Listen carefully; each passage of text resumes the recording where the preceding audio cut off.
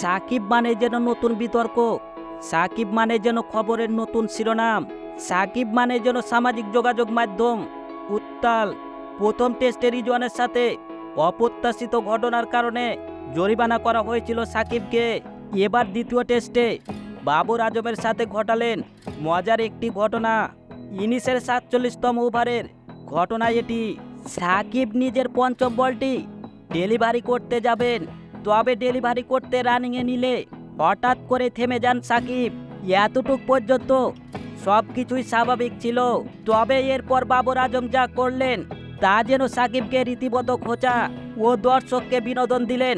Babar Azam Shakib delivery না করলে নিজে নিজে মাটিতে লুটিয়ে পড়েন বাবর আজম, আর সে সাথে হাস্যরসে মেতে উঠেন ধারাভাষ্যকার সহ মাঠে থাকা দর্শকেরা।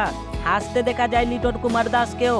বাবর আজম নিজে নিজে মাটিতে শুয়ে যেন সাকিবকে রীতিমতো জবাব বুঝিয়ে দিলেন, সাকিব তুমি রেগে বল ছুঁড়ে মারলে আমি নিচু হয়ে যাব,